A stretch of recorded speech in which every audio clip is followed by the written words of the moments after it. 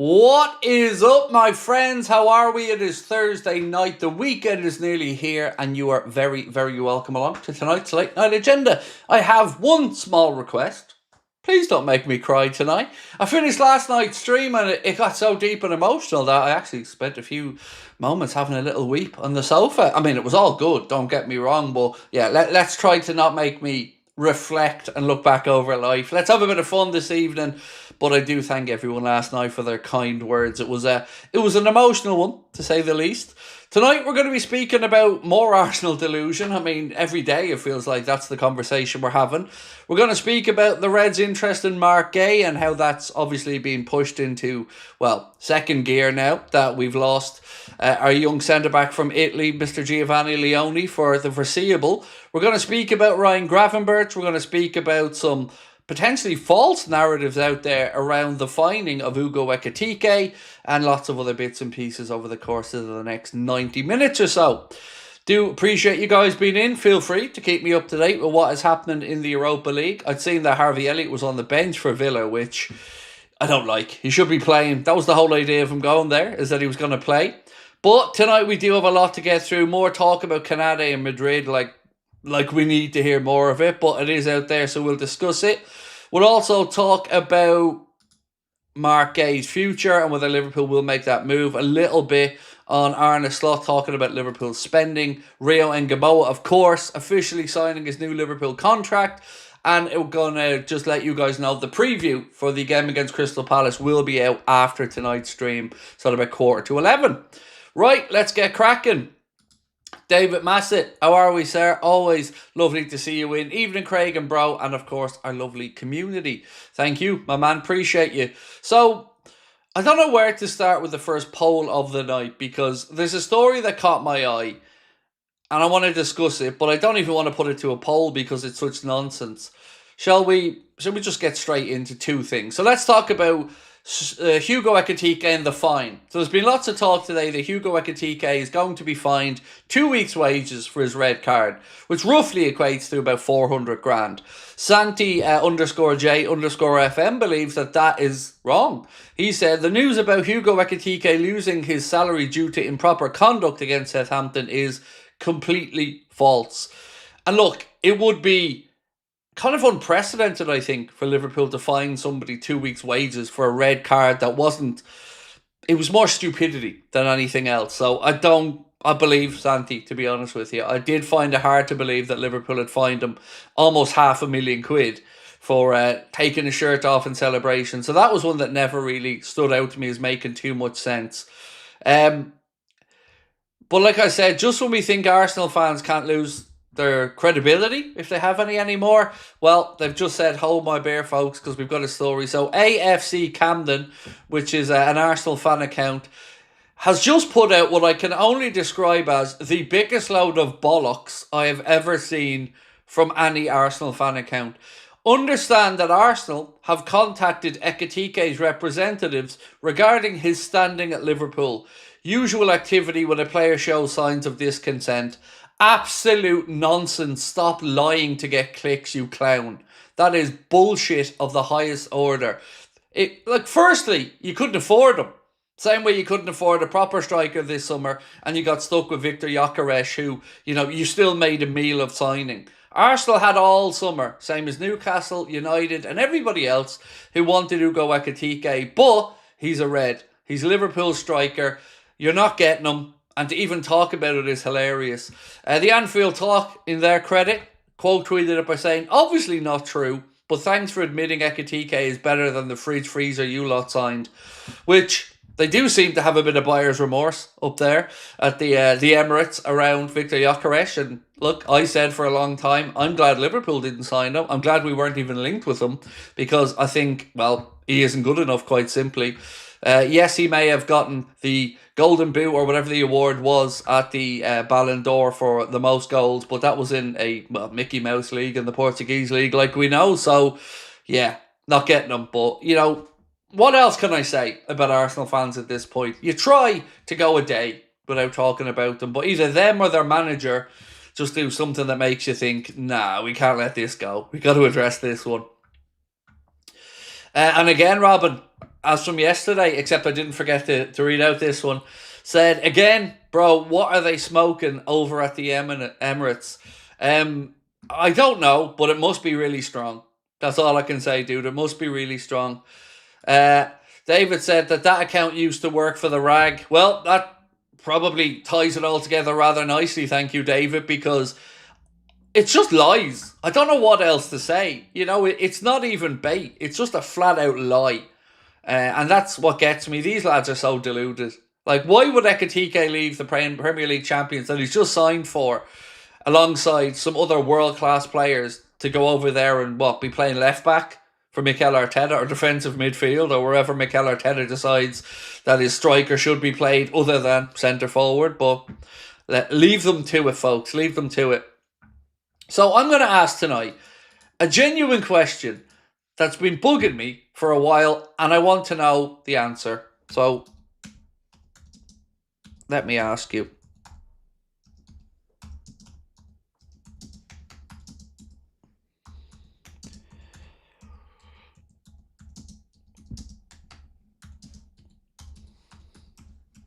Here we go. Shots fired. Don't care. I need to know. Are Arsenal fans the most deluded in the Prem? You guys can vote on it, yes or no. That's the first poll of the night. Are Arsenal fans the most deluded in the Prem? Now, before any Arsenal fans start jumping into the comments, cry Arsenal at me, remember, I'm not voting in this poll, so don't give out to me. Let's see what the poll said. If Liverpool and anybody else in the chat think no, they aren't, well, that'll come through. I have a little sneaking suspicion, though, that it might well end up with a yes. Without a doubt is the first comment I see there from Edza Curley, excuse me. Gilson S said absolutely as well. Rachel, how are we? Rachel, nice to see you in, my friend. Rachel Todd said yes. United a bit more, said Aviator. Look, there are definitely their fair share of delusional United fans. Actually, while we're speaking about United fans for a second, somebody let me know the other night about the United Strand. Now, not stand. I need to make this very clear. The United Strand. The gentleman that's growing his hair out and won't cut it until Manchester United win 5 games in a row. So somebody had let me know that he was assaulted, basically. And I read up a little bit more on it. And I don't know this gentleman, but I want to send a message out to him. And I hope somebody can share this on social media for me, because you know I'm not on there. Young man, I'm really sorry that happened to you.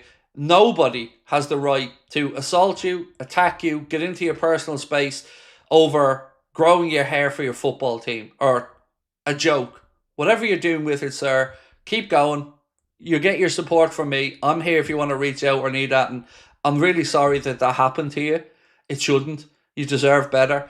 I quite frankly love the idea of what he's doing. And I think he's rocking that big head of hair as well. Obviously, a lot of hair envy there from me, but I'm appalled to hear that happened to him, because I can honestly say, and maybe I've been lucky, but when I've been out and about, I've never really had anybody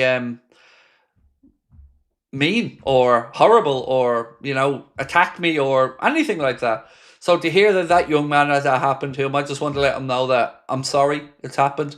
And if you do want to reach out or need a chat, even to vent, man, I am here for you. Just contact one of our socials and they'll point me or point you in my direction. But man, I'm sorry to hear that. David, disillusional FC merchandise, FC Disney, FC excuses, FC injuries, FC Netflix, FC arrogance, FC winning nothing, FC second place. David, FC second place, my man. What catches me about Arsenal fans is, they're working off a level of entitlement that their results have never justified in the modern time. Back when the Vieira days, when Wenger was there and Henry and those actual top-class players, they were winning shit, fair enough. But these days, I don't know where they get it from. There's only one club in London that won a trophy, North London, that won a trophy last year, and it wasn't Arsenal. And their manager, the irony of this, by the way, Ange Postecoglou goes and wins the Europa League, gets sacked. Mikel Arteta spunks a load more dough, finishes second, wins nothing, backed in the market.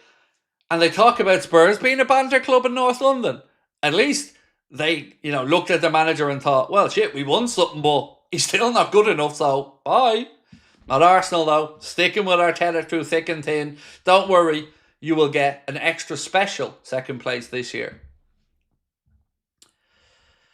Roland here from Liberia. Big fan. Thanks for everything, Liverpool. Roland, thank you, bro, for being with us. Nice to see you win, sir. Hope you're well. They did destroy City 1-1, said Big Emo. They did. And the most destruction of any Pep side, mate, in 17 years of managing, according to Arteta. Anyway, let's get stuck into the Liverpool news because, well, we drive ourselves mad talking about Arsenal. Let's talk about Rio Engamoa. Lots of us were wondering, when's Rio going to sign his contract? Surely it's going to be soon. Today it happened. Rio Engamoa has signed his first professional contract with Liverpool Football Club. Anfield Edition rightly say a star in the making. Speaking of our friends at Anfield Sector, they've put up a quote from Paul Joyce that said, the acrimonious compensation battle between Liverpool and Chelsea over Rio Engamoa has been delayed until towards the end of the year.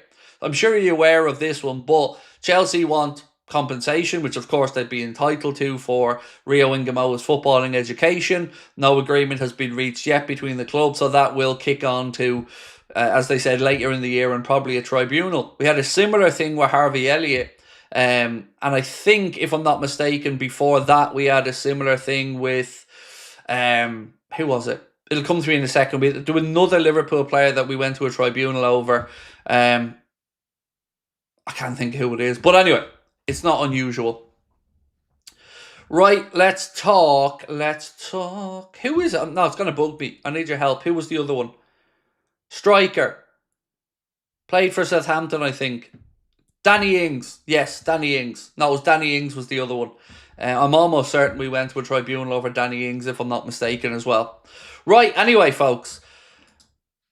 Dominic King had a very interesting post earlier on to say that Fenway Sports Group have completed their due diligence on Getafe and are considering their next move as they look to build a multi-club model. Now, I want to know, do you want FSG going into a multi-club model? So remind me in about 10 minutes to put that as the next poll if you can, because my dumb ass will forget. But I want to know, because it's an interesting one. I would have thought most fans would be on side with the multi-club model. But through my conversations with people, whether it be in Discord or whether it just be in person, I've seen that there's actually a lot more people who are against the idea of a multi-club model. And for good reasons. I do understand both perspectives of it. So we're going to talk about that in a little while and run that as a poll if that's okay. But I just want to get at least 1,000 votes on our Arsenal fans, the most deluded ones in the Prem, and then we'll get back to that one. Right. This comes in from an account called @Rodra10_97, the transfer sector have posted.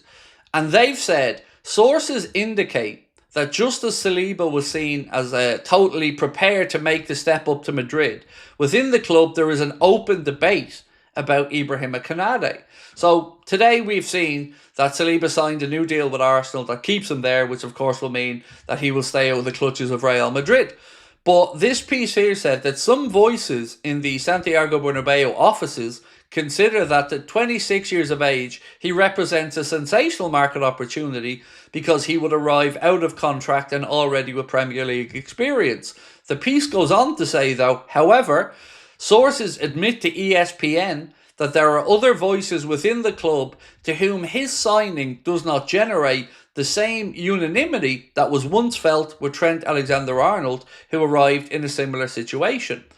So, surely Ibrahima Konate must realise at this point, Liverpool want him to stay. Liverpool fans, in the main, want him to stay. He is wanted here, and we paid for his services. Liverpool backed him. Liverpool brought him in from Leipzig. Liverpool have helped develop him alongside the greatest centre-back, in my opinion, the Premier League has ever seen. So, I don't understand why players are so quick to want to rush over there when Madrid clearly don't want them that much. They're already talking about discontent in the boardroom over whether they should bring him in on a free transfer. So I hope Konate understands this, sees this and realises that Liverpool want him. Liverpool fans want him. He has a legacy here. Stay. agree new terms, sign that new deal. Yes, the numbers have to be right. But I think if he was to come out and say he wanted to stay, I honestly feel that Liverpool fans, like they did with Mo, like they did with Virgil, would speak up and say, right, Canate wants to stay. Get it done. It'd be lovely to just hear him come out and say that. I want to stay. Nearly there with the votes, by the way. We're almost up. I don't remember having... Maybe there's been one vote that's been more widespread than this, but the question we're asking is, are Arsenal fans the most deluded in the Prem? And if you're joining us late and you don't know why we're asking this, it's based off a couple of social media posts from that AFC Camden account that said, understand Arsenal have contacted EKITIKE's representatives regarding his standing at Liverpool, usual activity when a player shows signs of discontent. So, remember yesterday I spoke to you guys about narratives? And I said that there was a narrative being built. We mentioned it on the podcast episode that went out last night as well. And this is it. People are already trying to destabilise EKITIKE by making it like he's unhappy at Liverpool. Does anybody truly believe that when Hugo EKITIKE signed for Liverpool, he wasn't informed that Liverpool were still looking at Isak, or wasn't aware that Liverpool were still looking at Isak? So this discontent is absolute nonsense. That is just, again, a narrative trying to undermine our football club. Don't believe it. Don't buy it. It's nonsense. Hugo EKITIKE has settled in very, very well. I don't know a single Liverpool fan that isn't happy with Hugo EKITIKE's start to his time at the club. Yes, the red card incident was silly, but shit happens. Other than that, he's had a great start, impressed everybody, and he knows he's at a big club and there will be competition. So like I keep saying, don't let this shit get in your head because it's nonsense that they're just trying to destabilise our club. Right, 94% of people said that yes, Arsenal fans are indeed the most deluded in the Premier League. Remember, Arsenal fans, can't get angry at me. I just put up the poll. I didn't vote. But for what it's worth, I agree.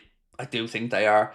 Look, United fans have a little bit of delusion about them, but I would call that more misplaced optimism with United fans, because I remember being in their position, not quite that low down the league table, but I remember when Liverpool weren't great, and I remember every year I'd think to myself, yeah, it's going to be happening this year. We're going to make a surprise run at it this year. So I don't mind a bit of optimism. But that's what I would say. United fans maybe misplaced optimism, Arsenal fans just delusion. Right, let's get going. I said to you, I'm going to run a poll on the multi-club model. So,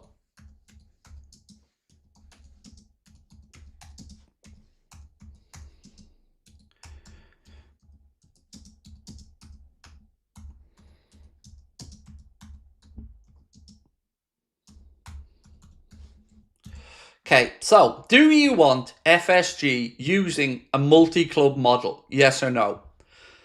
And again, the reason we're bringing this up is there's another report today that said that they've done their due diligence on Getafe and they're now considering their next step. So for the next few minutes, I thought we could have a debate about that, because there are pros and cons, of course, to a multi-club model. The cons to it are maybe a brain drain. Maybe people are taken away from Liverpool who have done good jobs that work with FSG to go to the new model. There's also the idea of maybe the owner's focus being taken away from the club at the second, or maybe just resources stretched too thinly. Now, financially, what Liverpool make is what Liverpool make. What the Red Sox make is what the Red Sox make. So I don't for one second ever believe that money is going to be leaving Liverpool to go into any of these other clubs. Never have believed that, never will. But I think the benefits of it far outweigh the negatives, particularly the way the modern game has gone. If you look around at other clubs, Manchester City, obviously a good example. Look at Leeds, kind of in that Red Bull family of clubs now. I think it makes sense for us. And the reason I like the idea of Getafe is, if I'm not mistaken, that's in Madrid. I think it's one of the Madrid clubs. If I'm wrong on that, I apologise, but I think it's in Madrid. So you've got a really good location to bring in South American players, your Argentinians, Brazilians, your Mexicans. Bring them over to an environment in a country that would probably be a little bit less of a culture shock than if they came straight into the UK. The weather, a little bit easier for them as well. And it gives Liverpool in this case, a chance to try out a player rather than just loaning a player out to a league that, we have no real control over that player's progress or whether they get game time or stuff like that. There'll be a style of football there that will probably be the same throughout Liverpool Football Club's owners' group of football clubs. It's the same in a lot of these. The Manchester City setup as well. There's a brand of football played in a particular way with coaches coaching football in a particular way. So I think it benefits us because we've lost a lot of South American talent over the years, mainly because of the difficulty at times in getting that visa if you're not a proven international player to come to the UK. If you go over there, shine in that league, whether on loan for Liverpool or whether just a Getafe player who's doing well that Liverpool could then look at and think, we could bring in this player. So I'm all for it. That's my take on it. But I want to know what you guys think. The Void Dude, how are we? Much love to you and your family, Craig. As John Henry once said, what do you think they're smoking over there at the Emirates? Well, like I said earlier on, The Void Dude, whatever it is, send a little bit my way. Because, it feels like it's pretty strong stuff. Pascal, how are you, sir? Said, Craig, did you see the Verts interview with Sky? I didn't see it directly. I have some quotes from it, and I'll take you through them in a few minutes, Pascal. But no, I didn't see it directly, mate. Just on this, though, I'm getting sent some quotes on it now from Keane. Thank you, Keano. So, after the Champions League game, Arne Slot told me I wouldn't start in the league because he wanted to manage my workload and decide where I'd be most useful. He chose the Champions League match for me to start and then rested me in the league. Completely understood. It gave me a chance to recover a bit. Good. Again, the manager sounds like he is talking through these situations with the player. And I like it. I think it's good. I did my team selection, obviously, for the preview that's coming out later on tonight. It's probably one of the more difficult ones I've had to do this season. The midfield situation's getting more and more complicated, obviously, as each week goes by, because we've 3 spots in there and we've got 4 or 5 top-notch players. So every week somebody's going to lose out.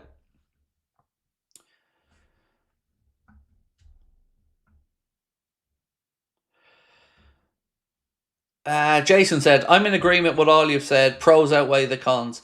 I think it does, mate, especially in this day and age. You can see it's being utilised by other clubs. And even for the likes of, let's say a sponsorship deal with Adidas, just as an example. Well, if you have other clubs in that, again, it's another opportunity there, isn't it, to extend that sponsorship out, to make the numbers bigger. I just like the idea of it. And to be fair, it is something that we were prepared for as Liverpool fans. We knew when Michael Edwards came back in that part of his remit was to go out there to try and bring in another club to the FSG system. And I think Getafe would be a very good one for them to do. An established club in La Liga, a top league, where, as I said, we can get a look at a lot of these players that maybe wouldn't be able to come straight to Liverpool. I think of how many players we've had in the past that we've just had to ship around Europe on loan. That young lad De Sousa at one point couldn't get him into the UK to play. Knack said, would you rather play Verts in midfield or left wing? It's a really difficult one at the minute because initially I would say midfield. But Cody hasn't been at his best so far this season. Now, by the way, I don't think he's been anywhere near as bad as some have made out. But I don't think he's been at his best. So I think there's a conversation on the left side at the minute. Whether it is Chiesa when he's fit. And by that I mean I don't think Chiesa will be ready to start this game because he's just played. And I think the turnaround is probably too quick considering he hasn't played many full 90 minutes. So I think there's a conversation around the left. But my initial instinct was always, well, we were told he was coming in to be the number 10. So I would say then the advanced midfield role. Stargirl, I don't want to say I owe you an apology. I'm not really sure what way to phrase this, but you put in a super chat just as I finished up yesterday, a £2 super chat, and I'm sorry that I missed it. It just happened right at the end of the stream, and I didn't have a chance to come back and do it. So I just wanted to know I seen it when we finished, and apologies, I missed it at the end of the stream.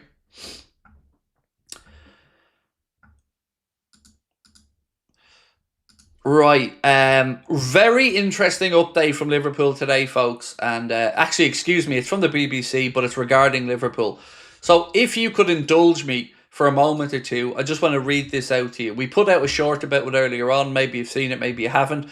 But Dan Rowan, who's sports editor at the BBC, has put in a really good story that I think will make you happy, because it's about time something like this happened. And fans have already struggled to get tickets. So I think you'll like what I'm about to read out. Liverpool have shut down 145,000 ticket accounts over the past 2 years as part of a crackdown against ticket touting. Now, I did see a comment from an American viewer who didn't know what the word touting meant. It's scalping.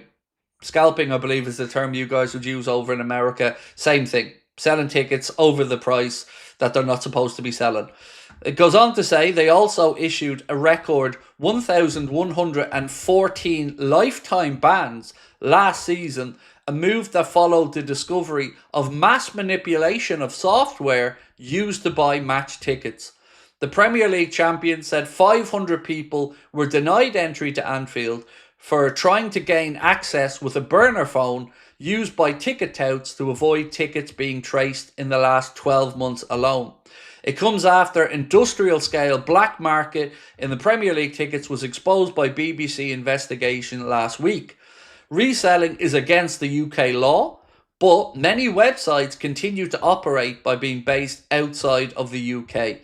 The BBC found that resellers often use bot software and fake identities to hoover up hundreds of tickets to be sold on for higher prices, impacting fans' ability to attend games via official exchanges or membership ballots.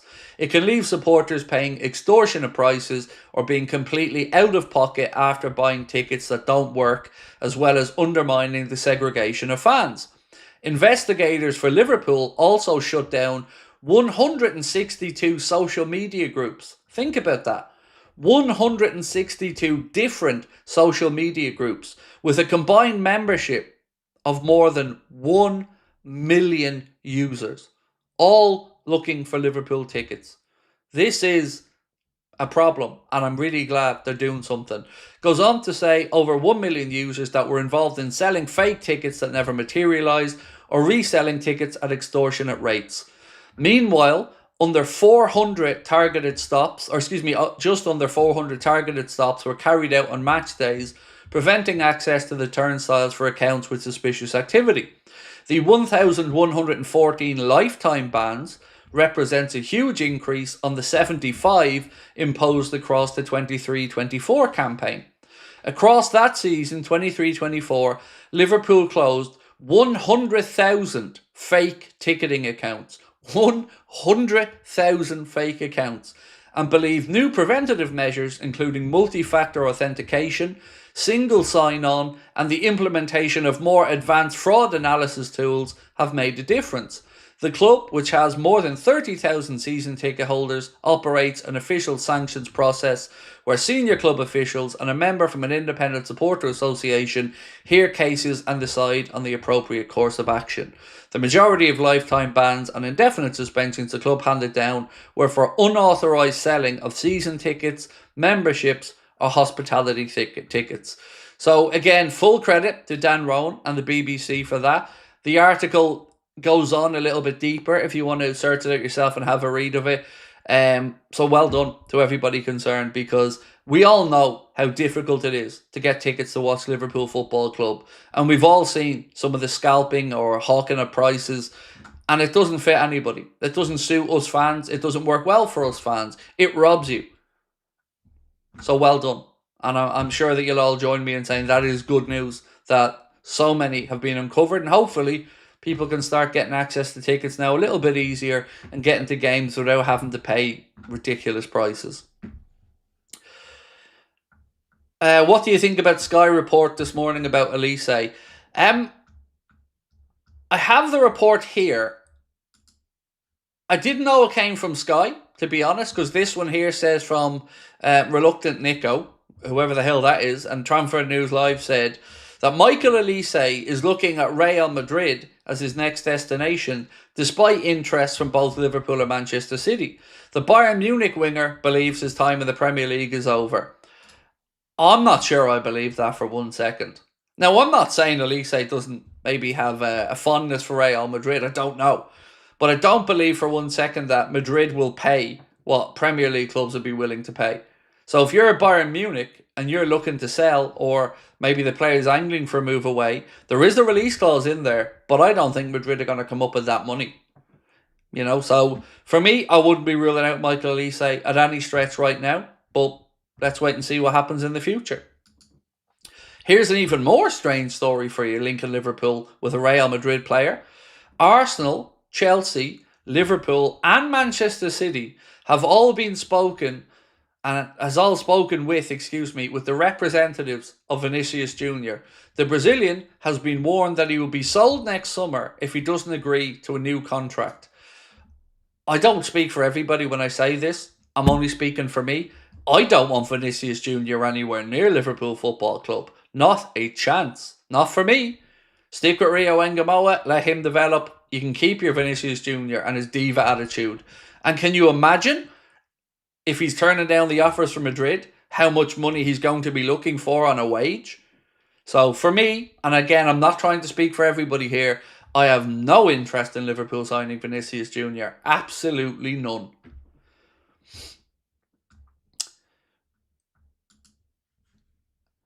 For the first time that I can remember in quite a while, I do rate him. I do rate him, Robin. I just don't want him, or his attitude, or his drama, or his bullshit. Don't want him. Don't like divas. Don't like that attitude.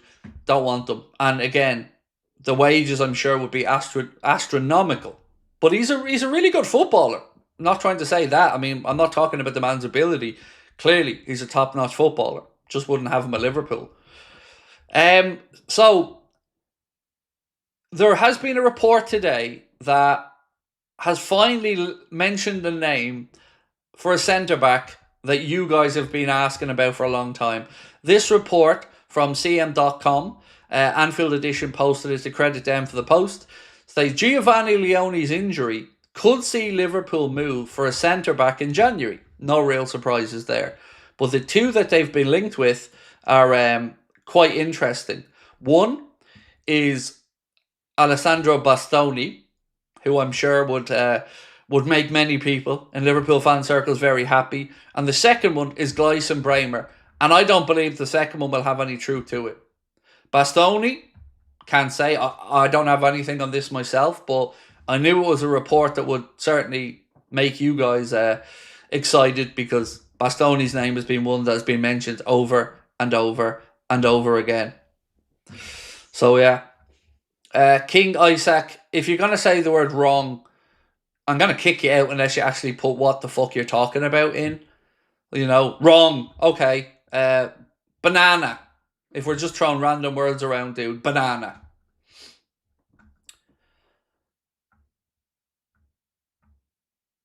The Summer Pool said, the problem is that people that are desperate to go believe the idiots saying they have 4 tickets to every game, and due to a change in circumstances, they can go no longer. It's just such a sad experience, isn't it, Summer Pool? Like, I hate hearing of my fellow Liverpool fans getting fleeced. And I've known it happen to way too many people.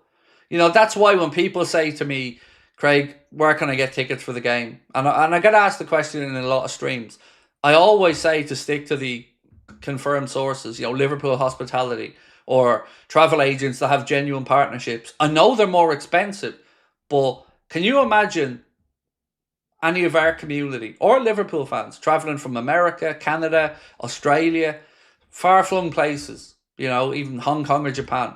Imagine making that trip, coming over, booking your hotels, paying for your flights, and you get to the turnstiles and you can't get in because some scumbag has fleeced you of your money. I honestly, these are the type of people that I really, I feel real anger towards, because they are intentionally lying and defrauding people out of their hard-earned money and potentially a once-in-a-lifetime trip. So I hope that these lowlifes get what they're getting, which is their accounts closed, their season tickets taken off them, and whatever else the clubs and the Football Association can do, because it's the lowest of the low. And a lot of the time it's somebody professing to be a fellow Liverpool fan, and it then gives Liverpool fans a bad name. So, well done on that investigation, like I said.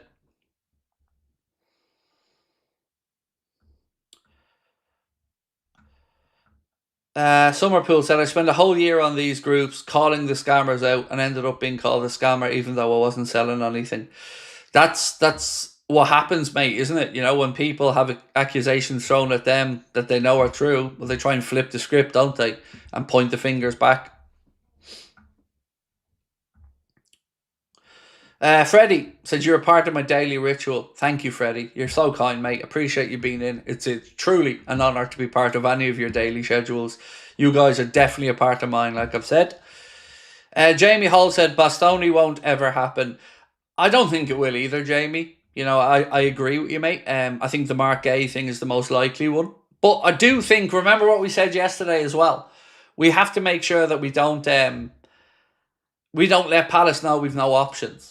So there will be leaks and links put out there, perhaps to, well, stop us being fleeced. So I'm not angry about these type of links coming out, because I don't want Crystal Palace thinking that Liverpool are going to come knocking, no options in January, we're going to fleece them. So I'm not against these type of links being out there. Stargirl said, our police should hire LFC Cyber Task Force. Well, I have to say, you know, my own bit of experience with the UK police, what's happened to me over the past few months, like I said yesterday, I couldn't speak highly enough of them. Really, really couldn't, whether it be Merseyside Police or the other police service who, you know, have been letting me know what's going on. I couldn't speak highly enough of them for what they've done and how quickly they've moved. Robin said, how good is Rio compared to Sterling at the same age?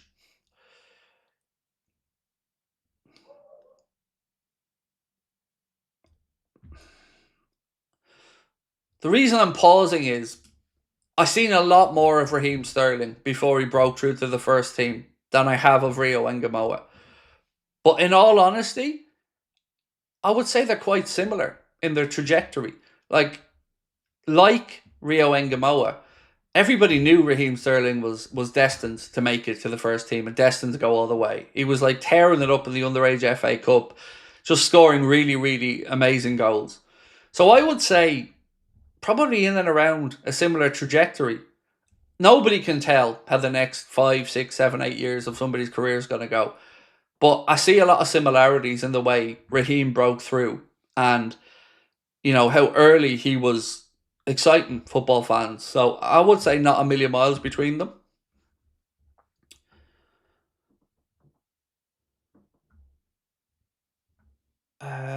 Liverpool tickets are the hardest in Europe to get hold of, been that way for years. Joe, I couldn't agree more. So I used to be involved many, many moons ago in a small memorabilia company, and one of our customers in that company one day just handed the other guy that I worked with 2 season tickets for the second half of the season for United because he just didn't want to go anymore. And it's always so much easier to get tickets to every other ground. So I agree. You know, I'm 44 years of age and always struggled to get tickets to go see Liverpool. Don't have an in, don't have a contact. I've either had to go to a travel agent or pay the hospitality prices. So I agree, man. It's really difficult unless you have a contact. What about buying Kwanzaa back? He's doing well in Germany. No. You know, one, he won't move back. Why would he? He's just uprooted his life to go to Germany. Our buyback clause for Kwanzaa, if I'm not mistaken, doesn't kick in for for 2 years after when he signed. So I would say no, and then you're looking at probably about 60 million euro, I think the buyback clause was. And I still have questions over whether he's good enough or not. You know, I didn't think he was when he was here, and I don't know if my opinion on that has changed just yet. John from the Liverpool, New York So the only way to get tickets is through Liverpool FC. Sorry for the repeat. I need to make this one and only time. Get to go. Thanks as always. So what I would say to you, mate, is I'm going over to the United game, and we paid the hospitality ticket prices directly through the club to go. In the past, I had a sponsor that helped send the guys. So Chris, Paddy, Connor went over to Real Madrid, Liverpool at Anfield once, but a sponsor sorted us out there. I would say to you, mate, yes, go through the club's official hospitality section if you want to go over. Or there are some travel partners that Liverpool do have relationships with, and if you're coming from the States, what I would suggest is your local supporters club. There's always a couple of opportunities for tickets to each official Liverpool supporters club, so maybe look there. But yeah, that's what I would suggest to you, mate. Coming all the way across, I would hate to hear of you getting fleeced and not getting in, making that trip over. You know, it might be more expensive on the outside, but at least you know you're going to get in.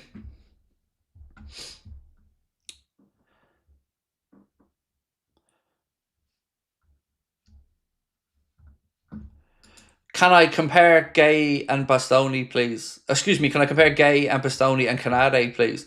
I don't know enough. I haven't watched enough of Bastoni. I don't watch Serie A. I only really see him when he plays with Inter in the Champions League. So I can't really give you an insight on him. On Mark GUEHI versus Canade, yes, I can certainly give you my take on that one. Mark GUEHI isn't as tall or as aerially dominant as Canade would be. I also don't think he has as much recovery pace as Canade does have. But what I would say for Mark GUEHI is I think he's a better reader of the game. I think he's a more level-headed and calm-headed centre-back. And for me, and I'm only speaking for me here, Don Bosco, I think he's more leadership than Canade. So there's not much between them. And like I've said for months now, if you've got either one in your squad or team, you're not going to be unhappy because they're two good centre-backs. And still now I would say coin flip about which one, if I only had to have one, I'd take. It really would be a coin flip. One day I'll come on and say Canada, another day I'll come on and say Mark GUEHI. So the deciding factor for me would probably be the homegrown aspect of Mark GUEHI and the fact that we need that. So I would probably hedge over in that direction. But yeah, sorry man, I can't tell you more on Bastoni. Like I said, I don't watch much of the Italian league because I find it boring, to be honest. David Massett said, as a scouser living in Italy, Bastoni is unreal. Thank you for that one. Thanks for your insight, mate. Would love to have both, though. Shame Canade had to leave. Well, look, it isn't set in stone that Canade's leaving yet. You know, I'm not trying to make out like Canade's made up his mind and he's disappearing. I don't know. It's still up in the air. James Hanson, welcome to Anfield Agenda FC, James. Nimrod Hurwitz said, I'm afraid Rio will turn into Doku 2.0. That's my biggest worry. It's early to say, obviously, but it definitely gives me Doku vibes. Hope we'll have a good end product. So, here's what I'll say to you, Nimrod. I obviously have had limited experience like yourself. I've seen Rio Engamo in the first team. But what I've seen with Doku a lot of the time was a lot of no-end product, right? So a lot of running into dead ends or shots that are way off. I haven't really seen Rio shoot too much. I know that sounds mad, but I haven't. He got the goal against Newcastle, which I think we'll all say, under the pressure, wow, what a finish. Didn't take a touch like many others do, just hit it first time and buried it.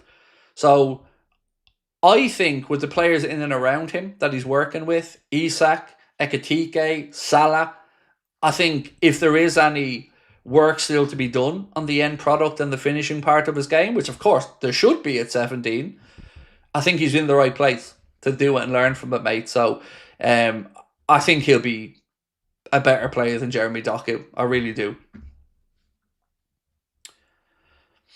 Dan said, in our house, we call this time of day Craig o'clock. Love you, bro. Kept me sane throughout Diogo and Isak to a lesser extent. I think we all helped each other, Dan. And look, I'm humbled, mate. You know that you're here every night. And you think so highly of the channel, bro. It means so much to me. Thank you, Craig O'Clock. I mean, I'm not gonna lie, dude. It's something I'd like to take and rob and use in my own life. But I think my wife would slap me across the back of the head if I start saying about Craig O'Clock. Charlie, member with us for 4 months. Charlie, thank you, mate. Said, looking handsome as usual, sir. I'll take that, bro. I will take that very much.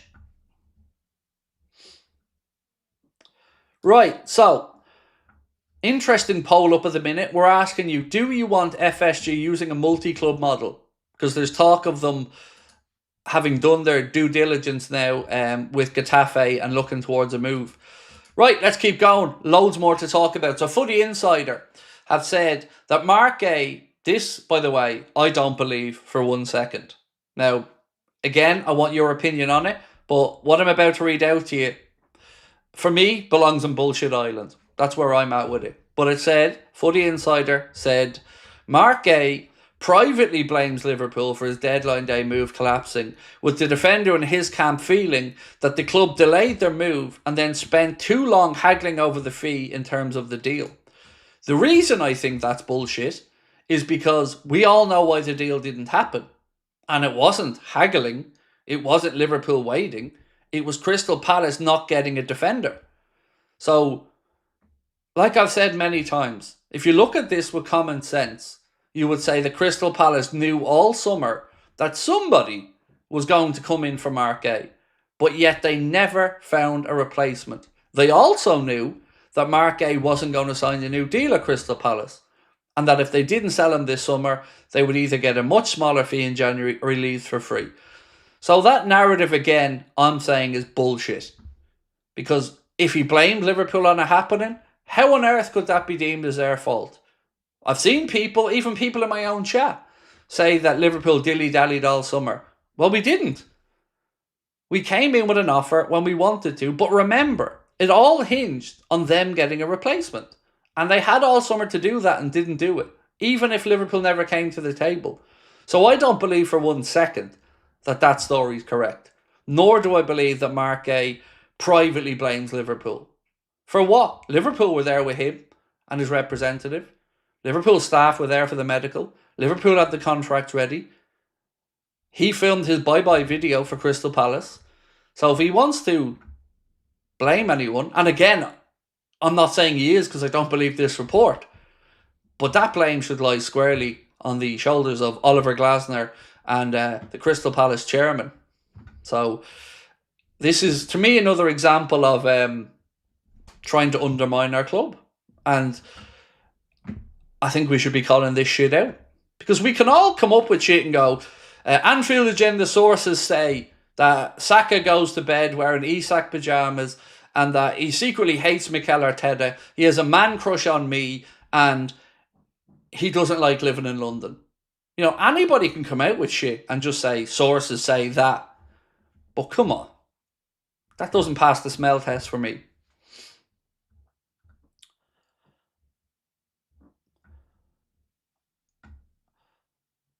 Where said Isak stream number 448.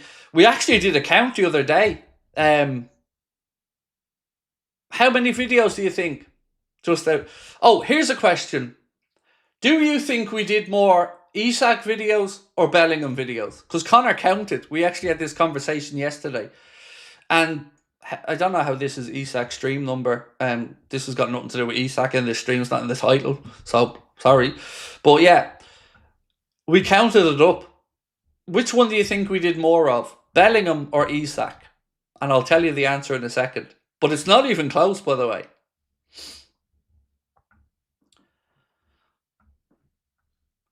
Azor said, as a Milan fan, love you and your content.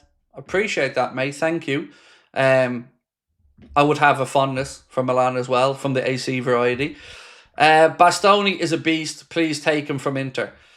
I think many of us would love to, but I mean, I'm sure you're enjoying having Modric there as well over there at AC Milan, and you had Big Divock there as well.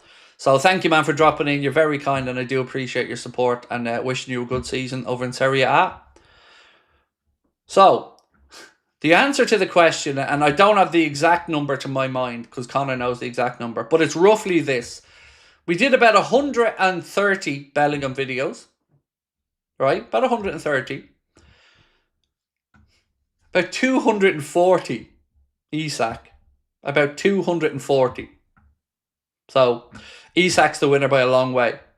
We even went back and we had videos going back to, I think, January about Isak. Because the number surprised us as well when we looked at it yesterday.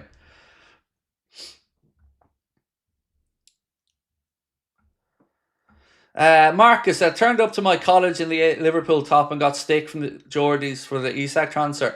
Tell them they're shite. Tell them I said they're shite. And also ask them how they're getting on with our money and their 2 signings that we bought for them. So, yeah. I don't know what the Geordies have to give you stick for, mate, but they spent €90 million on Nick Vultmada and 55 million quid on a player they thought was worth 25 million a few months earlier. So they're in no position to be giving anybody stick, mate, because we're top of the league, perfect. Went to their gaff and beat them. Won the Premier League last season. Isak couldn't get to Liverpool quick enough to get to a proper club. So, yeah, don't mind them, dude. Just tell them to go fuck themselves. Tell them I said that as well. Because I'm sick of them as well.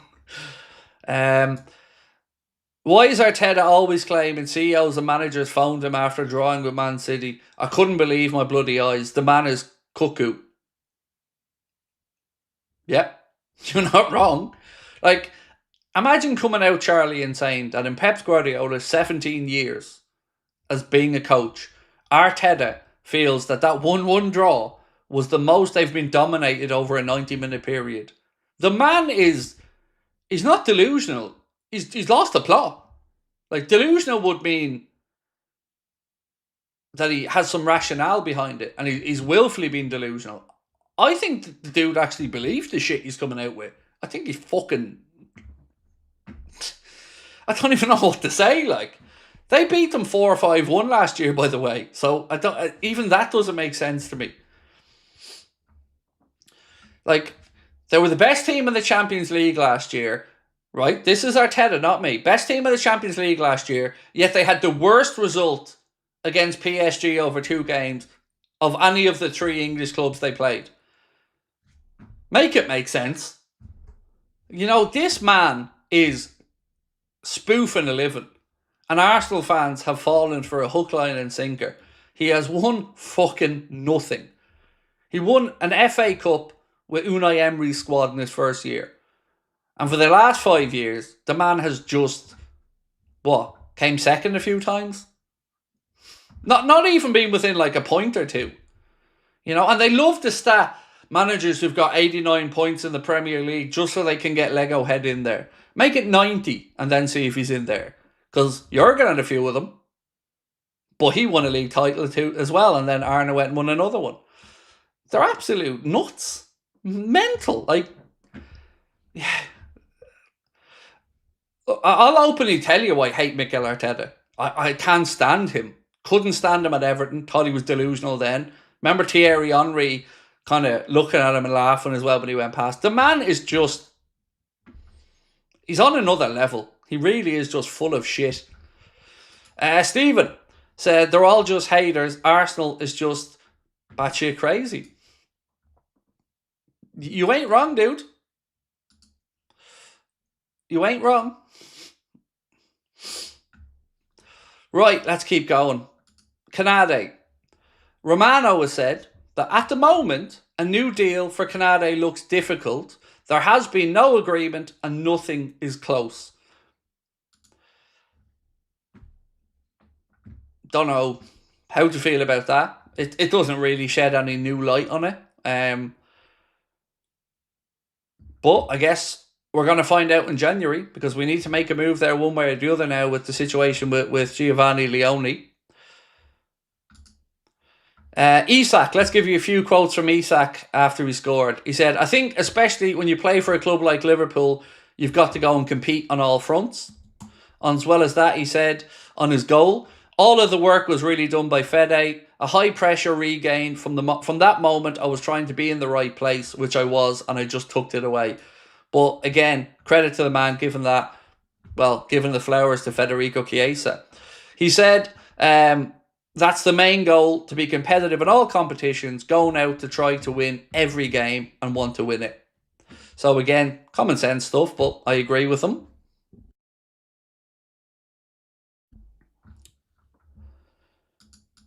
So this one,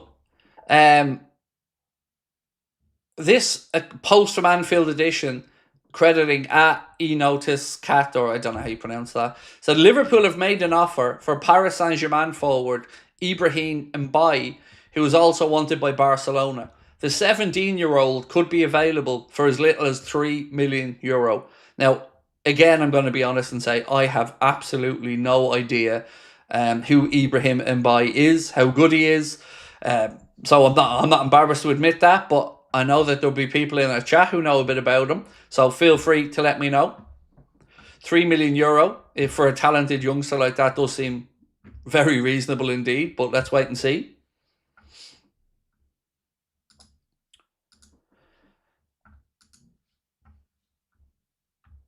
We've done that one. We've done that one. We've done that one. I think I've done that one. What's this one? Right, so Ben Jacobs. He's been talking about Liverpool and the centre-back position. Azor Kucic, thank you, sir, for joining Anfield Agenda FC. Appreciate you. Ben Jacobs said, I know that Liverpool want 4 elite centre-backs at the club. Ibrahim Konate, Virgil van Dijk, Joe Gomez and Giovanni Leone. But if Leone's injury is significant and severe, they're only left with 3 options.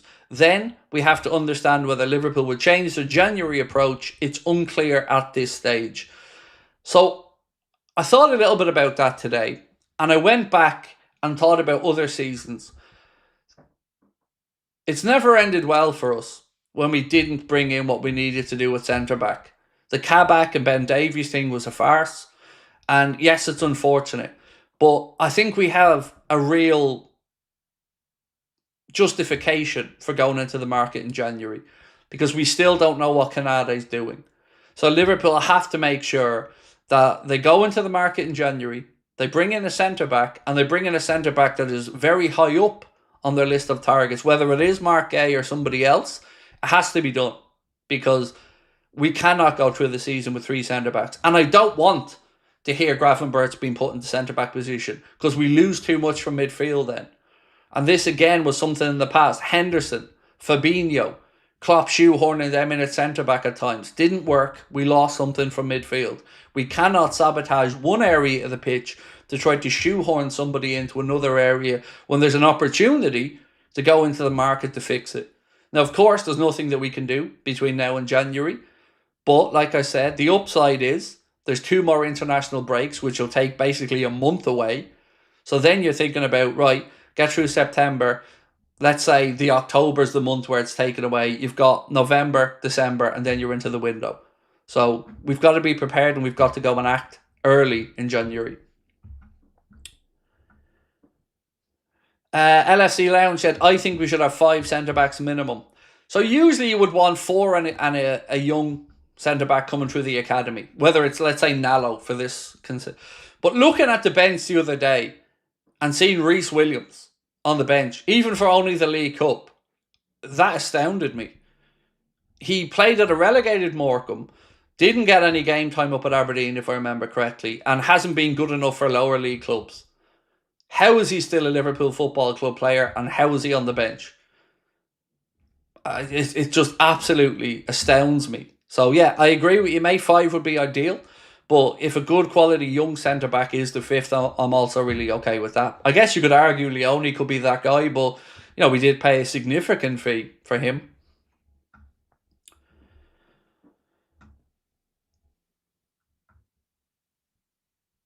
Saif said, what's your score prediction for the game on the weekend? So, sorry for being a bit of a shithouse, Saif, but I don't want to tell you, because the preview is coming out in an hour. So I want you to watch the preview. What I will say to you, mate, is for all the games we've done so far this season, this is the one that really I struggled with whether to go for a draw or a win, because I think there's real justification to talk about a draw against Crystal Palace. They're unbeaten in 16-17. We played them in the Community Shield, which of course is a glorified friendly, but we drew there, lost on penalties. They've had a very good start to the season. I think their fans are going to be up for it again because of the whole Mark A situation. So it was a tough one. Like I said, for the first time this season, I really sat there and went, there's justification to talk about a draw. Because at some point, we will drop points. We're not going to go through the season and win 38 league games unless we're just not. It's just not going to happen. So, yeah, we've won first 5 in the league in a row. A draw wouldn't really derail anything, and it wouldn't look like a bad result away against Palace. But, like I said, I hope you watch the preview and then you'll see where I went with the score. Colin, and then I'll get to Richie's. Colin said, would you take Rodgers from Villa? From a footballing perspective, yes. But where to play him with the players that we have would be, I guess, my next question. So, yeah, I like him as a player. I think he's a very good player. But I don't know where we'd be able to put him in, personally. Would he be stuck with a similar Harvey Elliott type problem? This one. Oh, no, this one first, sorry. I'll go through them in order so I don't forget. Scott, thank you, mate. 19 months as a member. Said, much love as always from Brooklyn. Thank you, sir. Appreciate you, Scott. So Dublin's been taken over this weekend. It's NFL weekend here in Dublin. They're everywhere. Vikings Steelers, I think, is the game that's here. And pop-up NFL shop. And yeah, Dublin's turned NFL mad. James said, my brother works for LFC in International Academy. Talks picking up about what's this in Access, about GUEHI. He'll be coming in January. Little inside scoop for you. I hope that's the case, James, man. I really do. And much love to your brother, mate. I hope he's enjoying working at the academy over there. And to you, of course, as well, James. But I hope that's right, dude, because it would it'd be a huge relief, and I think the right signing as well. Richie said, devastated for Leone, Craig. Even said to the person next to me at halftime, start with VVD on Saturday. Hope you're well. I am, Richie, and like yourself, mate, I'm devastated. And I'd seen some people in some of the comments going, devastated, lads? I mean, context, you're overreacting. But I thought, look, think about it from the young man's perspective. He's 18. And he had the courage to up sticks, leave his country, move to Liverpool, walk into that dressing room full of those players, back himself to succeed, goes out in his first game, puts in a great performance that had nobody in any doubt about his quality, and then towards the end has that really, really unfortunate moment. And it's not like he did his hammy ACL injury. Like, if that doesn't, if you don't feel for the kid with that happening, I think you're made of stone. So, yeah, I'm with you, Richie. Devastated, mate. So, we've asked, do you want FSG using a multi-club model? If you haven't answered, please do. We'll try to get up to 2,000 votes, and then we will see where we're at. So, a couple of bits and pieces for you. As you've seen earlier on, don't forget we are running this giveaway with thanks to our friends at the Collector's Corner. We're giving away a signed and framed Diogo Jota shirt to celebrate the great man's life. If you would like to be in with a chance to win it, get yourself over to the Anfield Agenda Instagram account. We've had over 1,500 entries already into the competition, and I can say we will do further stuff with our friends at the Collector's Corner as well, more giveaways. So make sure you check out the Anfield Agenda Instagram for the information on how to enter that giveaway, and it is open to everyone. Right, more news to get through. So David Ornstein posted this earlier on. I'm sure you've all heard it already, but he said, exclusive, William Saliba commits his future to Arsenal by agreeing a new long-term contract. 24-year-old centre-back had entered the final 2 years of his previous deal, and Real Madrid are among the suitors, but the France international wanted to stay and expected to sign in the coming days. So that is, I'm sure, a huge relief for Arsenal fans, because the idea of them losing Saliba, I'm sure, would have been really difficult for them. Sky Sports have said Crystal Palace realistically accept that Mark Gay's time at the club is coming to an end. The club acknowledge it would be difficult to convince their captain to commit his long-term future there. He's not going to stay there. Difficult isn't the word, just not going to happen is more the correct phrase. So, like I said, I hope our friend James was correct earlier, but I remember James Pearce saying it'll be a matter of when and not if Liverpool get Mark A. So I'm still hanging on to that. Stargirl said, did you hear about the Telegraph moaning that we didn't have enough English players in the first team? What about City, Arsenal and Chelsea in the past? I didn't see the piece, to be honest with you, Stargirl. We could probably do with a few more homegrown players for our own benefit, not to pacify others, but, Mark A will be one of those. I think you also have to talk about the price of English players, but Liverpool are looking to try to do that. Liverpool are trying to bring through like Rio and Gamoa, trainee only. So, in the future there will be more of an English-based spine in that team. But, like I said, it seems like everybody's trying to write pieces at the minute that are somehow undermining or negatively showing up Liverpool. And I mean this with every fibre of my being. They can all kiss my hole, because I'm enjoying every goddamn second of this as a Liverpool fan. So, I recorded a video last night, and I've never been more nervous recording a video in my life. The video I recorded was one that's going to go out when I'm away in Turkey next month. And the video, basically, the title of it is, I'll read it out to you. FSG, was I wrong or not to be angry at them? So I recorded basically, I think it's about 11 or 12 minutes on my journey with FSG, my love-hate relationship with FSG, where I was at, where I am at, what happened in the middle, and I tried to explain as best as I could why I said and did and felt everything that I did over the last few years. So I hope you guys give it a watch over the international break when it's coming up in October, because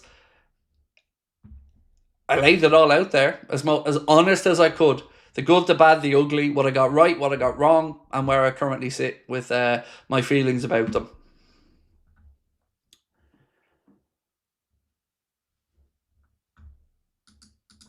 Robin said Leone got around 50k Insta followers after his injury. Nice, that's class.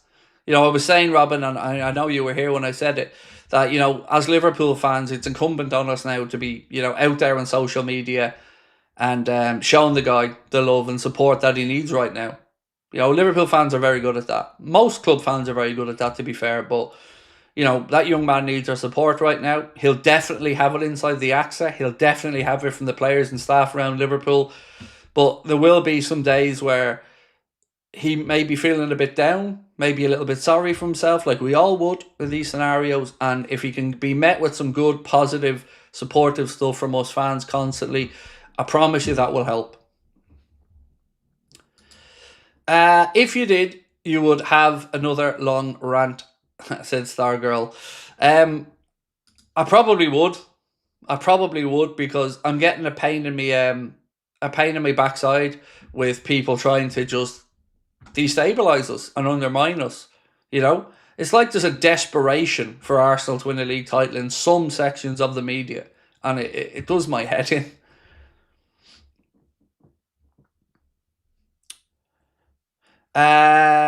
DIGHI. Can we get a nickname for you, my man? Can you give me a nickname that I can try to remember for you? Anyway, you said Wirtz and VVD will help Leone. And Gomez. I'll throw Joe Gomez in there as well, mate. He's had to come back from ACL as well. So like I said, yeah, he'll have good people around him. And, they'll know when he needs the support or when he needs an extra arm around the shoulder. Because, I often said this about when my dad passed away and my mum passed away. And, any of you guys who've lost a close family member probably know the same. You never really feel alone in the aftermath of somebody dying, in that first 5 days, 7 days. It's when all the madness calms down and the funeral's over and, you've you've gone through all the cards and flowers and stuff like that, and you sit down and it might be a week, a month, 2 weeks, there'll be a smell or something that'll just like that click in your brain, and that's when you need that support. You know, when all the noise is gone and it's silence. So Leone as well will have moments where he's going to need that help as well.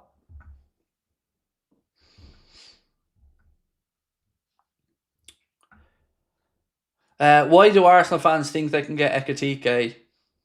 Delusion is the only answer, mate. Delusion. And, you know, king of delusional Arsenal fans is this account, AFC Camden, who honestly has just... I don't know. I hate being that guy, being an arsehole to anybody, but the fuck? Like, understand Arsenal have contacted EKITIKE's representatives regarding his standing at Liverpool. Usual activity when a player shows signs of discontent. Well, firstly, that would be tapping up. You know, and secondly, it's not at all unusual. But thirdly, and most importantly, stop trying to make out like there's a problem when there isn't a problem. What's the problem with EKITIKE? Except for, is he scoring too much? Because he's scoring quite a few, right? Not like Mr. Gyökeres, who's kind of stumbled his way through and, you know, being average. So yeah, they can wish, they can want, they can lie, all they want. But EKITIKE is a Liverpool player. EKITIKE knew when he was coming in that Liverpool were still after Isak. And EKITIKE will have more than enough minutes to succeed. But most importantly, he'll have some silverware. Which, of course, at Arsenal, you know, second place, no trophy for that. Well, except for the one they give themselves every year.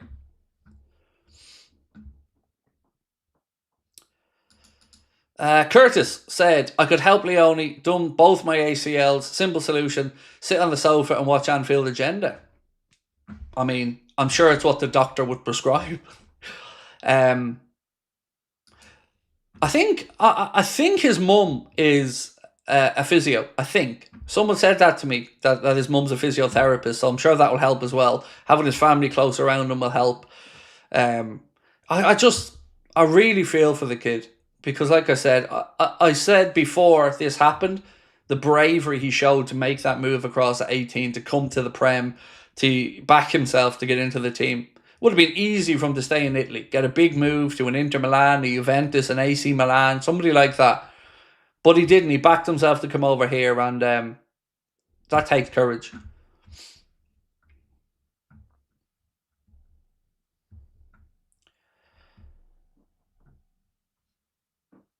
Who's more deluded, Arsenal fans or their gaffer? It has to be the gaffer. It has to be. Like, Arteta is a different level. But do you know what winds me up most about Arteta? It's the journalists.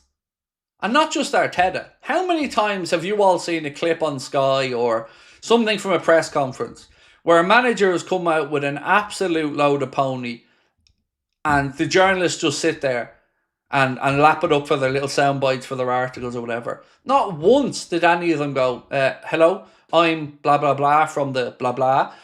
That's absolute nonsense, Mikel or Pep or Arna or whoever. You know, stop talking bullshit. Stop waffling.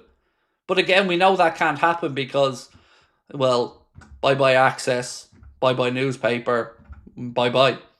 And it's why I keep saying football's not in a healthy place, and it's why fan content will continue to shine and grow because, you know, I can sit here and say I think Arteta's deluded because he's deluded. I don't think anybody's going to disagree that isn't an Arsenal fan. The man is deluded.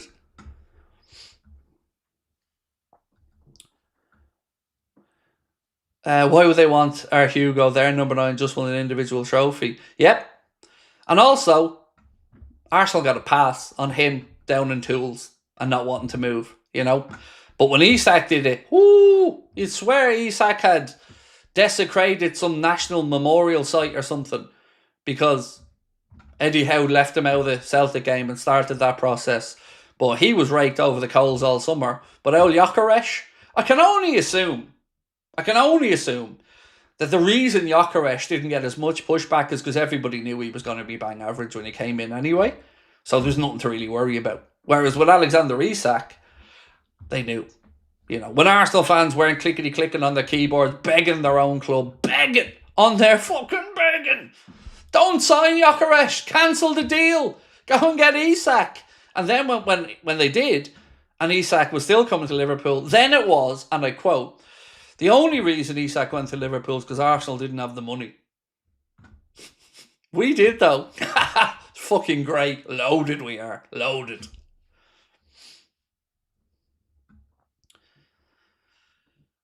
What kind of keeper were you, like playing style? I wasn't great with the ball at my feet. I was a really good shot stopper. I was an excellent penalty saver. I don't know why, but I could just read very well. Quite good. I commanded my area. But look, ultimately, not good enough. You know, not good enough, ultimately. But you know that saying about goalkeepers having to kind of have a screw loose? I don't think they're wrong. Like, the worst red card I ever got. So stop me if you've had something like this happen to you. You're playing schoolboy football, Sunday league football, and often when you go and play an away game, I don't know if people know this or not, but often the local mouthpiece will be sent over to wind up the opposition goalkeeper. So they'll have them standing beside the goal, saying stuff to you all the way through the game to try and get in your head and distract you. Happened to me on a few occasions. But one particular time we were playing in a friendly up in Dundrum, and this one guy was just giving me dog's abuse the whole game, just standing there beside the post, just giving me dog's abuse. And water off a duck's back. Then he mentioned my dad, who was my coach at that point, the team's coach. And I'm not proud to say I did this, and I'm not advocating for anybody else to do it, but I ended up in the Dublin District Schoolboys League offices and got a 5-game suspension because I took off my boot and I hit him across the face with it, and I got sent off. Like I said, not saying it was the right thing to do, not trying to glorify it, but that's what kind of keeper I was. One that was close with his team. You know, I still to this day, they're like brothers to me. We could meet up anywhere and pick up where we left off 25, 30 years later. I was very lucky when I played football. Like, lifelong friends, good lads. Some of them, unfortunately, have passed away. Suicide, unfortunately. But I love them all to bits, all of them. I loved every minute of playing underage football when I was younger with the lads. I said the same group all the way through. Yeah, great people. But also, they stuck up for each other. You know, there was many a fight, you know, against other teams, and that wasn't my only time dragged into the Dublin District Schoolboys League offices for a fine either. We went out and played a game, and it broke into basically a fight, and the game was abandoned. But yeah, just that's what I was, that type of keeper. But ultimately not good enough. CNN, or CN, not CNN, CN, this is CNN. CN said, Chris, GUEHI to get 30 at the weekend, then AFCON. I think yes to him to get 30 at the weekend. Makes sense. You know, I don't think he'll start because he's going to be recovering. With no EKITIKE, you've got the option of him to come on central, or maybe even to come on if the manager wants to switch it up with Cody Gakpo. So, yeah, I think you're spot on, mate, with that one.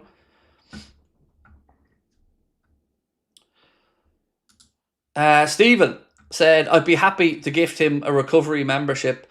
He'll heal 3 times faster from all the goodwill. Love you, mate. Thank you, Stephen.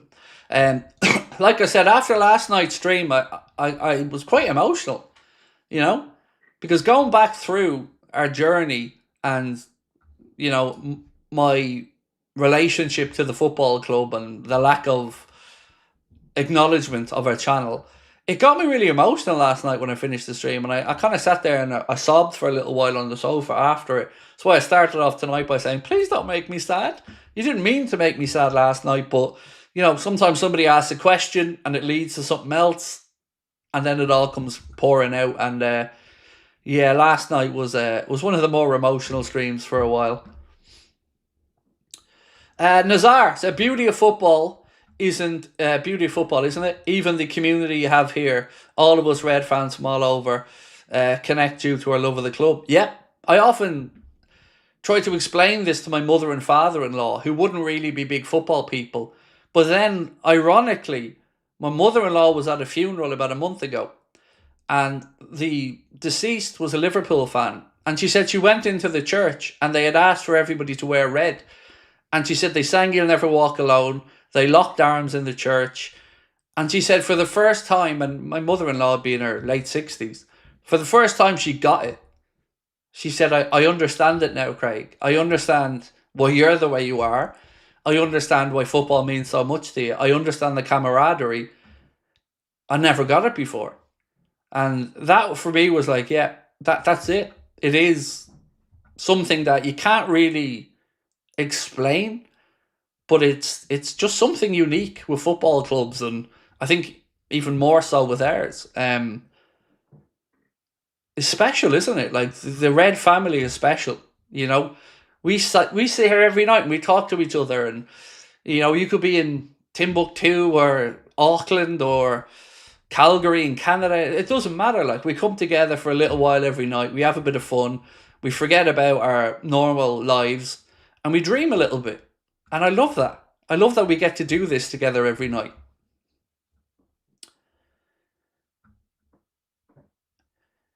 Mr. MH said, Craig, Arsenal fans have gotten more nuts over the years because of Arteta's brand of crazy is rubbed off on them, sending further over the edge than they were previously. The man is literally insane. So do you remember the time I was on the kickoff and I fell out with the Arsenal fan on there? Only time I've ever fallen out with anybody, because I have to say, whenever I went over to the kickoff, everybody was lovely. Everybody, like everyone I ever met over there, from Brian through Geordie, to his manager Josh, to everyone, absolute gents, loved every minute of being there. But that one Arsenal fan, you know, when you meet somebody new for the first time, you extend a hand and you say, how are you? Nice to meet you. But I walked in, and as I walked in, I was about 15, 20 feet away, and I heard somebody say, oh, here's Craig, he's the Liverpool fan. And straight away I heard, I fucking hate them Scousers. I fucking hate Liverpool fans. And I thought, oh, okay.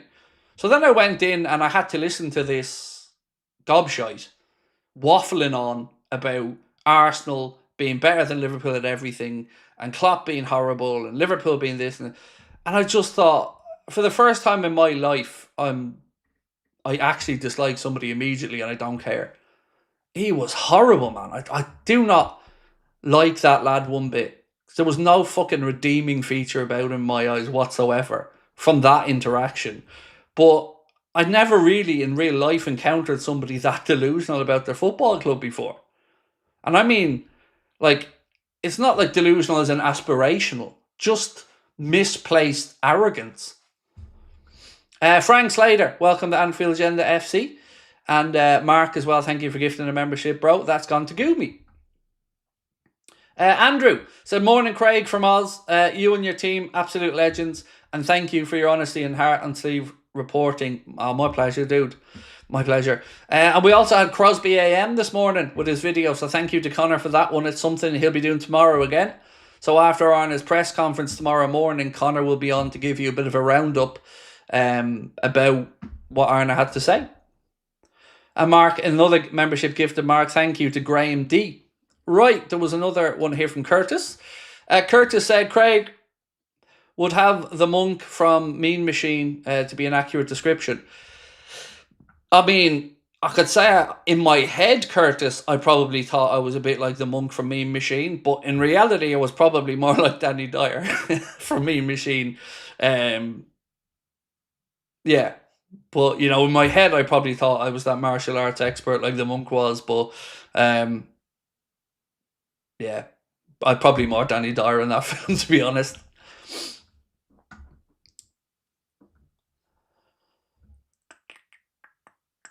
So I'm going to record another one of those videos tonight, and I'm going to record a video on, which one of these two will I do? So we're going to do another me reacting to your unpopular opinions one. That's one we're going to do. I've already recorded there was a FSG, was I right to be angry or not? But another video that I wanted to talk about was two things. One, should the FA Cup winners get a Champions League place? This has been something that has been, I guess, spoken about for a little while to try and rejuvenate the FA Cup or the magic of it. Is it worth sacrificing? Now, maybe because a lot of the time we're going to have 5 Champions League spots for the English teams because of the coefficient. Is it worth shaking it up a little bit and giving the FA Cup winners a Champions League spot? So I'm going to record a video about my thoughts on that tonight. And another video topic that I was thinking of is, do you know the way we now have Champions League, Europa Conference League? So there are 3 tiers of European competition. I come from a country that is never going to win the World Cup. Ireland rarely qualify, but certainly I don't expect to win a World Cup in my lifetime. So I wondered, is there a world where there could be a second-tier World Cup for countries that maybe might not always make the World Cup or might not be good enough to make the main World Cup, and maybe the winner of the second-tiered World Cup could get a qualification in to the next World Cup. Yeah.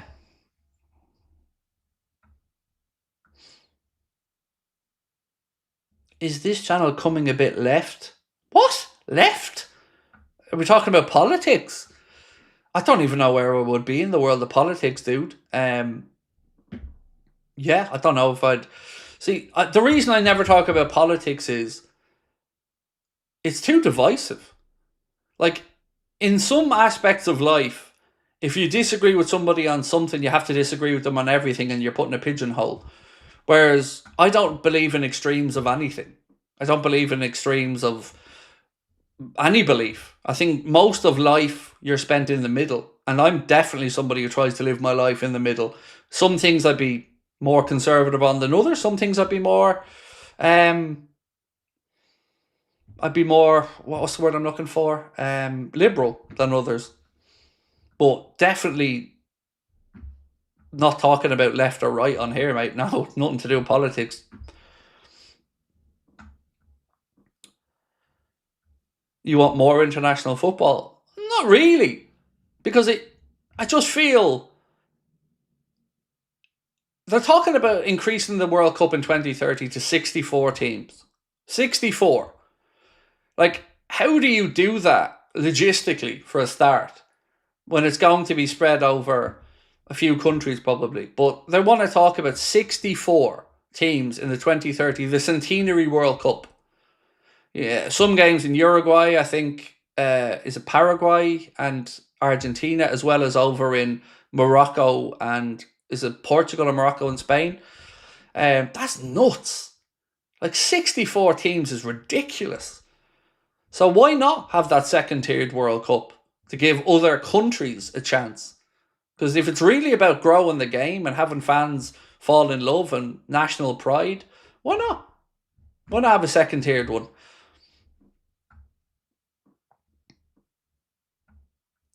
No more international break, said Scott. So, mate, I've always been somebody that said I wish they just delayed the start of the seasons by a month to get all the international games in, 6 games in a month, and then we wouldn't have to have 3 breaks. But, thankfully, it was announced that from next season onwards, they're going to combine the September and the October international break into one, and it's going to take place, I think, roughly between the 21st of September and the second week of October.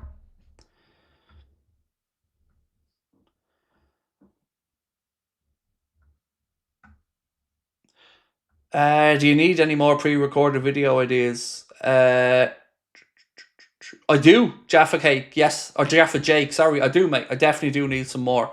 I'm trying to get 10 recorded. So I'm going to record another one tonight. But I'm trying to get 10 done in total for when I'm away. CN, said Chris. Thanks, Reece W, to be okay bench now. I don't want Reece Williams near the squad, mate. He's not good enough. Like I said, you look at his loans. he didn't even manage to force his way in regularly starting on some of these loans to the likes of Aberdeen and others. So yeah, for me, just no to Reece Williams. Just don't think he's good enough to be used on the bench. No, not for me anyway.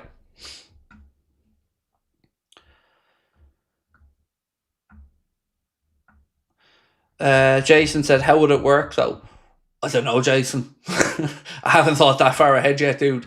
I mean, you could run it parallel. I know to the other World Cup. I mean, maybe if you had it in different continents with different time frames, it may. I don't know the logistics of it. I haven't really thought that through yet, but they're able to do it with European competition. You know, we can have 3 tiers of that. So why not?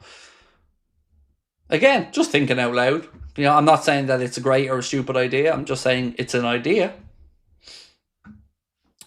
Video in your all-time Liverpool 11. I've done it a few times, and when I say they fell on their arse, I mean literally nobody cared. You know, sometimes you have ideas and you think, I'll do this. Like, best Liverpool shirts of all time. Done that one, nobody cared. Nobody watched it. My favourite Liverpool 11, done that one, nobody cared. Nobody watched it. So yeah, it's tough.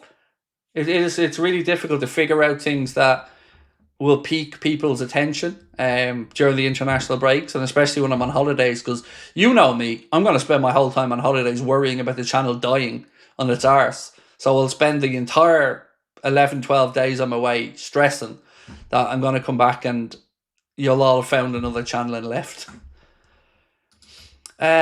Too many games, lots of injuries at all the clubs. There are too many games at the minute, yes. And look, like I said, I'm not saying my idea is perfect, but maybe these tournaments could be run, I don't know, at a different time during an international break. Yeah, I don't know. Like I said, just an idea, just thinking out loud. Came to me last night in a, let's just say, in a cloud of genius. But cloud being the operative word there, if you get where I'm going with that. It was a 3 a.m. idea. Art said, I absolutely back that idea as a Polish man. That's the only chance to see my country win a trophy. In my little world, mate, you're probably too good for the second tier competition. I don't think Poland would fall into the category, you know.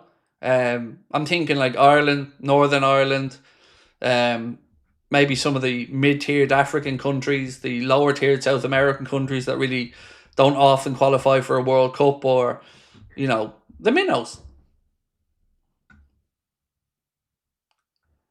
Oh, I've one more video idea. I wanted to ask you, was it a good idea or not? And actually, this is the one I'm recording tonight, now that I think about it. Are stats ruining football fandom? That's a topic I'm going to record on tonight, because I have a real bee in my bonnet about stats being used to steer a narrative, especially from people who don't understand how to use stats.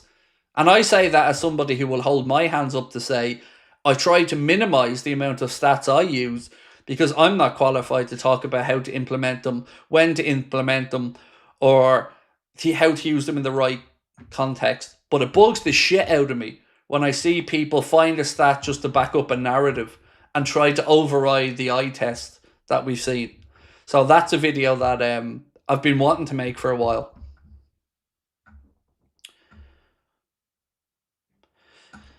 Mark said, I think this channel is more than a football channel. What you've built is a community that likes to chat about other things, mostly Liverpool, but things aren't off the table. I agree. And I'd love to do a food channel where, you know, I talk about my favourite foods. I'd love to do a food channel or a food podcast, but I just don't have the time to put into something else.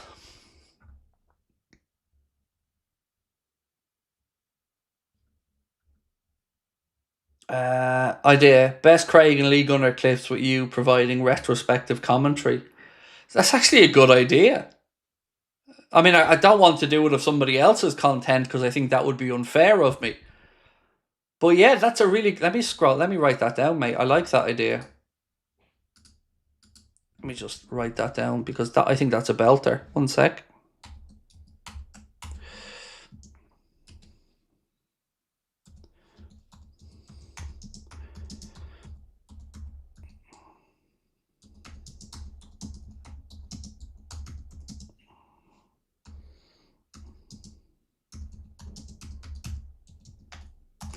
Yep, thank you, mate. I appreciate that because I think that's a great idea. Because sometimes I don't even know what's going to come out of my mouth or why I've said it. And then I retrospectively think back and go, oh, shit. So, yeah, maybe that could be fun. Right. Let me just make sure I haven't forgotten anything. So, good news. TalkSport have said that Liverpool are planning to present Ryan Gravenberch with a new long-term contract amid interest from Real Madrid. So, yeah, that's news that we all want to hear. Mark McAdam TV of Sky said a fresh approach from Liverpool in January for Mark Gay can't be ruled out. I think we've already done that story. We've done this one. So, Sky Sports Germany, Florian Wirtz, talking about the differences compared to the Bundesliga and the Premier League. He said, maybe I'm trying to release the ball quicker here. I recently spoke to the manager about it and he suggested it might be because of the pressing. I'm running a lot. My stats are always high because I give everything and do what the manager asks. But of course, that takes a lot of energy. So when I get the ball, sometimes I'm not as fresh as I'd like, but that will improve step by step with more matches, more fitness, more ease, and then I'll be sharper with the ball again. Honestly, I think everything he said there and everything Arne said to him is spot on. So well done to Florian. He seems a really tuned in young man as well as obviously a top footballer. Liquid said, move all the nation games to June and scrap pre-season. I don't think you'll ever get a Premier League managers agreeing to scrap a pre-season, mate. You know, it's a really important thing for them, especially with a new player. But what I would say is kind of go the other end of the summer. Get rid of the start of the league in August and have a mid-August to mid-September international window where the 6 games that would be played over the September, October, November are played in 1 month, and then delay the start of the Premier League and just then have it so there's no so there'll be less travelling, there'll be less of a footprint out, a carbon footprint, less fatigue for players. You know, something like that I think would make more sense. And then it would give FIFA a 1 month window where they could just really focus the world on international football for that month.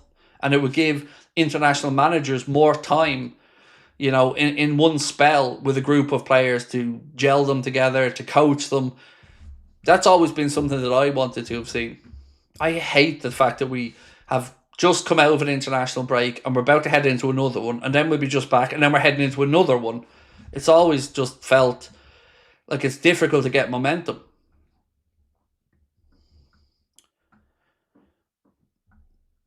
Billy said, but Craig, if they do that, what about early injuries? Isn't that a worry? I don't see how though, mate, because it's not increasing the workload. Like, whether they're playing games for Liverpool or their international team, they're going to be playing those games. So if you look at September, October, November, and the 3 international breaks, each one of those is going to have probably 6 games for every country.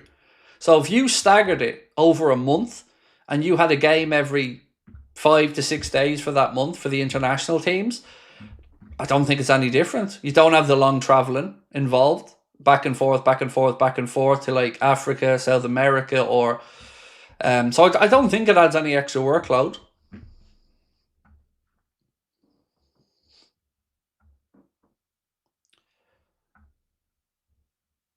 Daniel said, that's a great idea. A second tier World Cup. Being a Greek American, I love 2 countries that will never win a World Cup.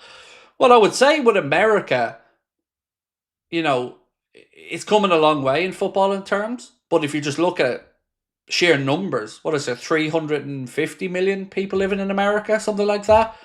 You know, you look at that and think, right, surely America, with the way football is going there and developing, can get to a point in the future where there is 17, 18 really good quality American players that maybe could win a World Cup.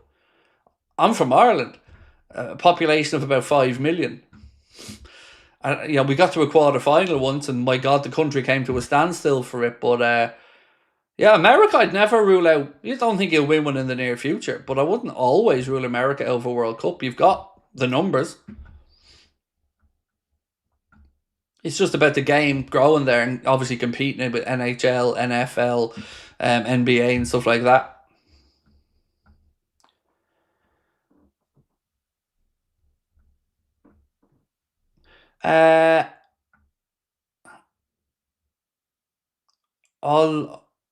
Oluwatomowa? Apologies, mate, if I've mispronounced. Craig, is it just me, but I prefer Szoboszlai, McAllister and Gravenberch in midfield. I feel that was the difference in the first half of the Everton game. So, I do think you've kind of touched on the answer in what you've said. Horses for courses, mate. Different players suit different opponents. And, for us to just say the best midfield is X, Y, Z, I think probably unfair of us. Now, Gravenberch is going to be in there no matter who we play because, and I would say Szoboszlai right now is the hot hand in midfield. He's had a great start to the season. But, against the more combative team, yeah, maybe putting in Alexis McAllister in there might be the extra body you need to go through the hard yards. But maybe if you want a bit more creativity against a low block or something, you may lean to the likes of Florian Wirtz. So I think as of right now, it is a toss-up because you've got McAllister who's still working his way back to peak fitness, is playing catch-up a little bit. And then you've got Wirtz who is probably at good fitness, but is still finding his feet in the league.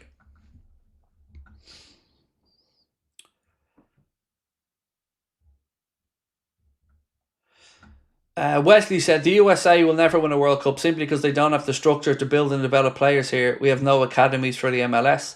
So, America's a really interesting case study on sport because in one way, the collegiate system is actually quite clever. For like the likes of NFL. You go through, you have your school, you've got your secondary school, you've got your college, you go to the NFL. Football is a bit different in that direction in the States. From what I understand from my friends over in America is to get your kid into playing football, soccer in America at a decent level is actually quite expensive. And some of them have talked about academies that they've been in or their brothers, sisters, kids have been in, and the numbers are eye-watering. Like, when I think of football, it's probably the most accessible sport you could ever think of over in Ireland and the UK. When I was growing up, pair of boots, a little small membership fee for your club and your subs every week to pay the referee. That was about it. Maybe as it got a bit more on, a little bit for insurance. But that's it. There's the barrier to go and playing football is low, which is why you've got so many like South Americans who come from, again, very a lot of hardship, but they can still play footy and find their way. So yeah, it was shocking to me to hear of quite how expensive it can be in America to go through to get to be coached at a decent level to then have a chance to move on.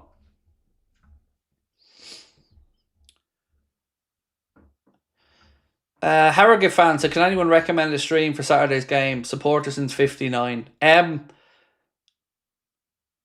I'll get in trouble if I say it on here, so I can't really.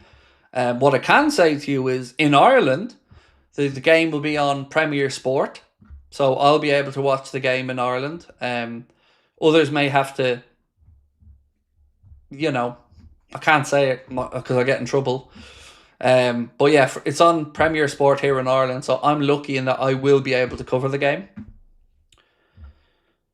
And also, what we do when there isn't any game on that we can watch here is I have a DAZN account for Spain that shows every Premier League game, and we pay for that service as well.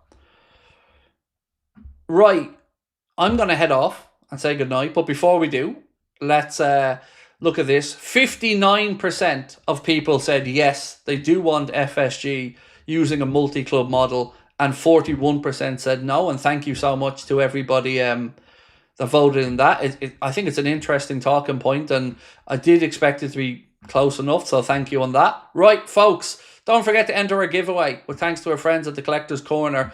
Check out the Anfield Agenda Instagram account at Anfield Agenda to find out information on how and when to enter. We will see you guys tomorrow. The preview for the Crystal Palace game is going to be out in 15 minutes. So do make sure you keep your eye out for that one. Obviously go through starting 11 prediction, score prediction, everything you would expect there from me in a preview. And I will see you guys tomorrow. Same time, same place. Have a good one.